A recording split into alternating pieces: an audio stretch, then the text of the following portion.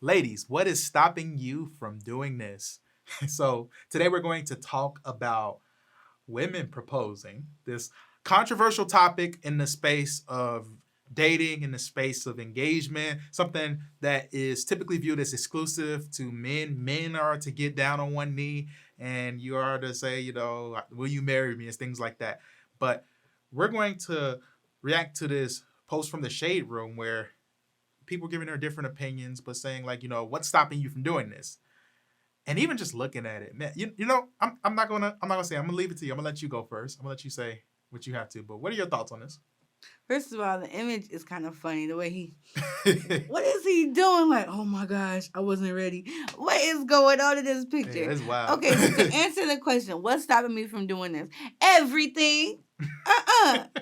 I'm not, first of all, getting on my knees. She got a dress on, some heels, just the picture. I get it. But in proposing to no man. Now, if you look at the comments, right, some people are mentioning the verse, of course, saying a man that findeth a wife findeth a good thing. Ooh, the first thing right We're there. not talking about, the finding, right? Obviously, if you get to the proposal stage, you already know each other, you found them, you've been talking, whatever. Hopefully, all of that. But I'm just saying, it's a no for me. Because, okay, let's bring it back. Men, whether they with you in a relationship for some months, a year, a decade, right? Men typically know when you are marriage material. They know when they can see you on their arm long term. Okay. So then they start acting like it. Yeah. And they start pursuing you in that way and knowing that, she's not just going to sit around with me. She's not just going to play games or play house. We're not doing that. And, some people are like, well, that worked for us. But no, this man is serious because he knows that if she's such a good thing, right, that he better make some moves or someone else will. Someone else can because you are a free agent, things like that. Okay. In pursuit of that, making sure that she is yours, right? We talked about that with Steve Harvey. He's like, that woman is mine. But he was like, but don't forget, I'm hers. Like, y'all belong to each other. We talking about in the context of a marriage. Right. You are going to do that little simple. You're going to get down on your knee and you're going to make sure she know that you want her to be your woman. That's the way, I'm not even going to say just that I was raised. That's the way I feel today as a grown woman, that the man should get on his knee and propose to his, soon-to-be wife. Granted, hopefully that she say yes. I'm just like, nah, I'm not with the woman getting down on her knee, things like that. I get certain things we look at as like the role of a woman, the role of a man. But I'm just saying for that particular, the man can do that. Yeah, I mean, it's really not much to disagree with, in my opinion. Yeah. But I guess I could play devil's advocate to an extent. Come on. So, what is necessarily unique about the dynamic of men and women to where it would have to be a man that proposes? If both feel the same way, if you see the relationship going to that direction, if you take religion out of it, is there really an argument for why a woman couldn't, do that? So here's what I think. In those situations, because we've seen it before, that sometimes the woman is loving her relationship and the man is too. And, she's been dropping hints and things like that. She's like, yeah, when we get married, blah, blah. And she's starting her Pinterest board, y'all. Like, she's starting to get the color coordination and everything, things like that. But you have these relationships where the man is more passive than the woman. And I feel like in those cases, she would say, well, you know what? If I didn't do it, I can't even guarantee that he would do it. And it's not that he doesn't want to marry me, but actually taking that initiative and taking those steps, planning the day and doing it. She's just like, I just gonna do it. We both wanted to get married. We both been talking about it for years. And it's just, again, to me, that comes back on, yes, he's passing things. But if he's so serious, when we say things, our actions should support it. So I'm saying, if you're a passive person, you don't got to make it a big spectacle. Go propose to your woman. Mind you, also, if he got bad knees or something, he don't even got to go on knee. I'm just saying, you propose to your woman. Let her know that you want her to be yours. Hey, I think you made a very solid case. So I'm going to agree with everything you said. I think what it comes down to is we got to really step back and think about what the role a man plays, a husband plays in a marriage. You can take away all of the religious type of things. I mean, we can't fully do that, because if we're being honest, the influence of religion, especially like Christianity, on like Western civilization and just the world, I think is undeniable when it comes to like gender roles, when it comes to like these type of things. When we look at a man, we're expecting a man to be what, a provider, protector. We're looking at him to be, the head, so to speak. Doesn't mean that he's the sole authority of all decisions, but he is the final in the sense of the, marriage. So when we're thinking about like a proposal, a man deciding to propose to a woman versus a woman to a man, I feel like we're kind of blurring the lines then, because it's like, okay, when a man is proposing to a woman, at least how I view it, I feel like a man is saying like, hey, I'm coming to you.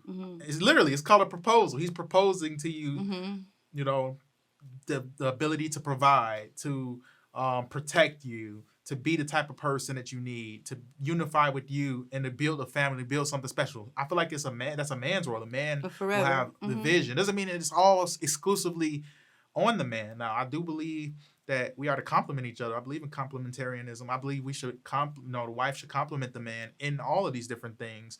But I think it just gets really muddy, because the things that generally we see throughout human history when it comes to men puts them in a position where they're the ones that takes lead. And it doesn't mean that the woman is just completely passive in it. Like, I'm not a big proponent of like arranged marriages and things like that.